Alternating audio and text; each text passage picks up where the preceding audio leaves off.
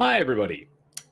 Today, if you're watching me live, is the 25th of November 2019. So today, it's 1 month until Christmas Day. Just let that sit in for you for a moment. And of course, if you're watching on replay, maybe it's closer than that. Or maybe it's after Christmas. If it's before, I want you to consider the topic that we talked about last week. In my last video, I talked about waiting for your success to happen versus figuring it out. Actually using this time of year, the end of year festive and holiday season, as an opportunity to change your end of year habits. I want to expand on that a little bit more today, because with the end of year season celebrations up and running, all the activities are in full swing, it really is a good time to check in and go, what are your plans?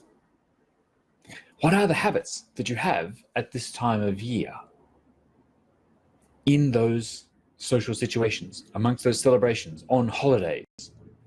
What are your habits? And are they serving you? Are they helping you achieve the goals? Are they part of the life that you want to be living? Or are they undermining your joy, your happiness, your success, the experience of your life? And so I really want you to think about, what are your plans for the rest of this year?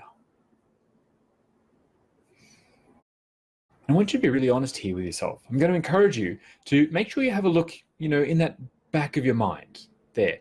Sometimes, you might feel, I don't have time to think about it yet. It's too soon. I haven't really, I'm too busy. Take a moment. Have you already written off the festive season as part of your healthy life? You already said that's impossible. It's too hard. Have you given up on your success at this time of year? Have you decided that you just can't be bothered working it out? I'll just keep doing the same things I've always done. And I'll start again after Christmas. Or have you decided to do something different? Now, there's no wrong or right choice here, but I really want you to pay attention to how you feel about your choice. Does it light you up? Does it fill you with purpose? Or does it leave you feeling defeated? If it's the latter, know that there's still time to change. As I said last week, this is the opportunity to really take notice of those habits and to transform those ones that aren't helping into healthy new ones. Because you know what? Christmas is going to come around again next year and the year after. There'll be end of year functions and celebrations and parties and holidays. Just part of life. And ultimately, we want to come to a place, or I like to live in a place, where none of those things are a big deal. I manage my health, my well-being, and I enjoy the experience of my life, no matter what's going on. So, what are your plans in the back of your mind? Are you feeling assured, confident, capable, determined, focused, willing? Or are you already feeling defeated, hopeless, helpless, embarrassed? If it's the latter, let's change that. So let me walk you through a little process. I'm going to give you some more questions to think about, and I really encourage you to take some time, invest a little time to actually answer these questions for yourself. If you can, write down some of the things are going to have solutions, like you want to write them down. Because the only way we improve is to be conscious of what we are doing and then purposely change something on purpose. You can't expect change. You don't change anything. So to start with, what are your cultures? What are your customs? What are your habits around this time of year? What do you normally do in each of the situations that are coming up? What do you normally do at parties? What do you normally do at celebrations? What do you normally do when they get the family together? What do you normally do on holidays or when you're traveling? What do you normally do on Christmas Day? Really have a think about them. What are your customs and your cultures and your habits? And in the end, a custom, a culture, is really just choices that we've made repeatedly and decided to keep collectively. Not locked in stone. They change all the time. So they can be evolved. Just firstly recognize that. And then also decide for you which of those customs, which of those, if there's particular foods you have to eat, or things you have to, a drink you have to have, or a certain thing you want in your life, and you like your reasons for wanting it, and you like the effect it has on your body and your life, then what are those non-negotiables for you? What are the things you have to have? Now, for me, it's always trifle. Trifle's my thing. At Christmas, I love it. But I've also made it over in a healthier way. And I always make room for it over Christmas, and usually for the few days after. I hope there's leftovers, and I usually allow for some. So I get to have it for a few days in a row. And most of the time, I don't have it really at all for the rest of the year. But I do love having it at Christmas. It feels special to me. So it's a tradition I want to keep.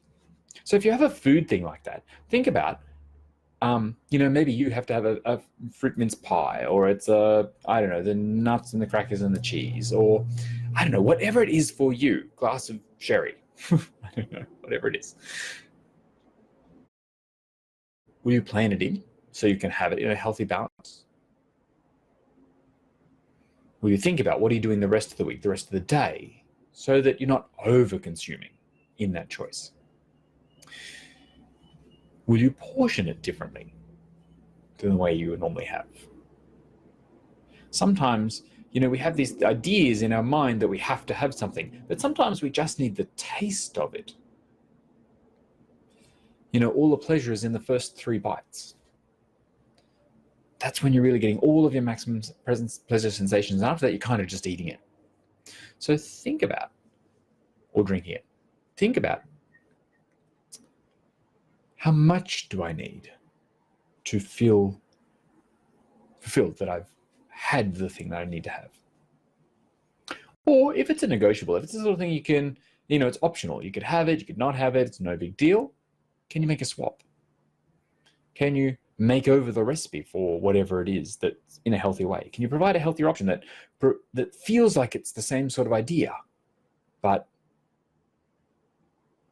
isn't over-consuming? It's going to contribute to your health and well-being. A simple swap here, I just one off the top of my head, is that, for instance, crackers and cheese. You like crackers and cheese. Could you use pear or apple slices instead of crackers? Could you use a reduced fat cheese? Or could you use a small amount of a really strongly flavored cheese so you don't have to over-consume? Can you pre-portion out those portions so that it's not just the full wheel and the platter of crackers on the table? Can you just decide in advance how much you're going to have? So what are your non-negotiables? What do you have to have, and how will you plan them in? What are your optionals? What are the things you could take or leave? The next question is, what are the challenges that you expect to arise? Really want you to think about, what are all the things? Really list them out. All of the things, all the excuses, all the reasons your brain gives you for why you can't succeed, or why you can't do it, or how you'll let yourself down. Write those things down. Seriously, make a list on a piece of paper, and you want to have them in a column. So just write them all down, multiple pieces if you need them. Right? It might be social pressure, or it might be a temptation food. It might be time pressure. It might be financial pressure. And for each thing, break it down into the specific things. So, financial pressure is like, I'm thinking about the credit card bill in January. How do I want to feel then? What do I want to do? What can I do now to make sure that I'm sticking to my financial budget? Do I have a financial budget? What can I do that's kind and generous and loving that relieves that financial pressure? If it's social pressure, what are other people going to be saying or doing or expecting of you? Lots of the times when I was in my losing journey, and since then, it's been 12 years since I've maintained my weight loss. Now, this will be my 13th Christmas. And for many of them, there's lots of social pressure. People have said to me, you're doing really well. If you lost so much weight, it's so fantastic. It's a special occasion. It's just one day. Go on. It's a treat. You got to live. Yeah, I want to live. That's why I'm making these healthier choices. It's why I've got them in balance. It's why I'm no longer willing to undermine my health and well-being by overeating, over-consuming. Now, that doesn't mean I won't indulge. I will. I'm going to have my trifle. I'll probably have a glass of red wine or two. I'm going to have some of the treats. But I'm not going to overconsume. And I'm certainly not going to let any other person's feelings or expectations dictate my health and well-being. I'm not going to sacrifice my health and well-being to make someone else feel better. Now, that might sound selfish to you, but I actually think it's the most generous and loving thing we can do. When we take care of ourselves first, we have more abundance, we have more joy, we have more energy to give to others. And when you show up as the authentic version of yourself and you're really true to yourself and you go, actually, do you know what? I'm a person who lives healthily. I don't do that to myself anymore, right? My health and well-being matters. If it's someone who cares about you, of course, they'll respect that decision, or you should ask them to respect that decision. But if not, they get to think and say whatever they want. So often we're people-pleasing, projecting a false version of ourselves so that other people will be happy. But if we're doing that against ourselves, if we're doing it in a way that undermines our health and well-being, right? Oh, I'll eat this so that you don't feel I'm being rude. Then think about this, that none of those people ever actually get to really like you. They're just liking the version of you that you're presenting, who overindulges, who massively overeats, or who has all of the things to please them. In the meantime, you might be hating yourself, or you might be undermining yourself. You might be changing yourself so you don't like you. And so no one else likes you. They only like the version of you. I really want you to consider that. People-pleasing is lying. It's the most selfish thing you can do. Whereas caring for yourself, giving the world, the universe, the people around you, the best version of you is the most loving and generous. And then you can not only like yourself, but people can like you for who you really are, and you get to enjoy that. And you get to like them for who they are. So you don't have to use this time of year to try and change anybody else either. So just remember, we can't control other people. Because if we would, most of us would be doing that already, right? Most of us have tried. As a control enthusiast, we've tried controlling other people. We've tried controlling the circumstances. We've tried controlling the universe to make us feel better. But it doesn't work. We have to take responsibility for our health and well-being, for our happiness, for our joy. It's our job to love us, not anyone else's. And when we do, we have so much more capacity to give. So I really want you to think about that. What is the story you want to tell yourself about this season, or even this year? That you were true to yourself, that you were honest with yourself, that you cared for yourself and for others? Or that you didn't? This was yet another year that you did all the same old habits, did all the things that aren't working that you don't like. You're just going to start again next year, but feeling more defeated, more deflated. Because once again, you've failed. Really want you to think about, what is the story that you want to tell yourself? Because you have the capacity to make it happen. In the end, I actually think there are only 3 things that you have to actually manage. And that's your mind, your beliefs about yourself, and your belief in yourself, your capacity to succeed, your capacity to be kind, to be nice, to be loving, to be generous, to be accommodating, to be tolerant. You also have to manage your thoughts about others and your thoughts about the events. So, of course, let other people be who and how they're going to be.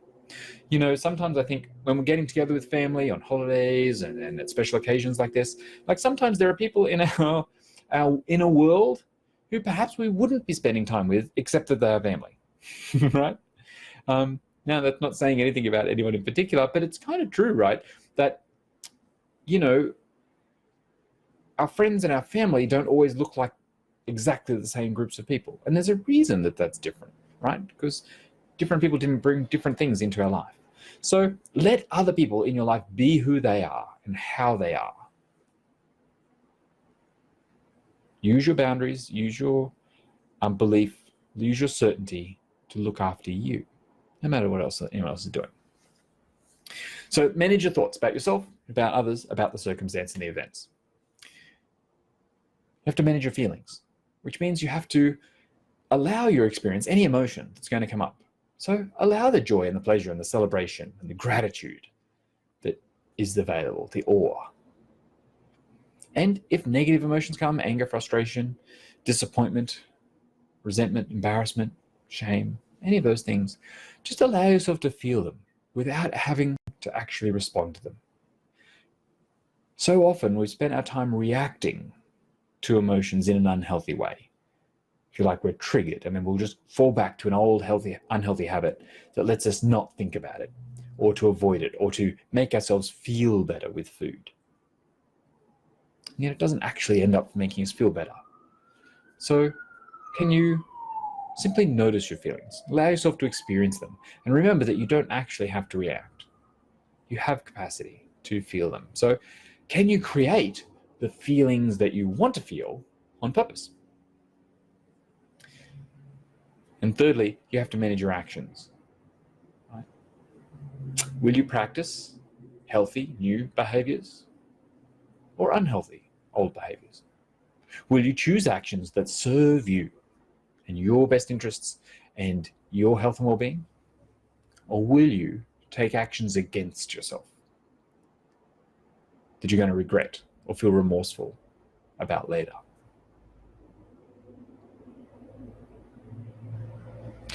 And in thinking about that, it's a really interesting idea to think about, well, will you enjoy this season in advance, in anticipation, in the moment, being present, and in retrospect?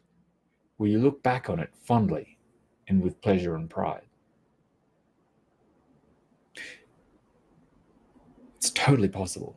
It's totally doable that you can enjoy it before, during, and after.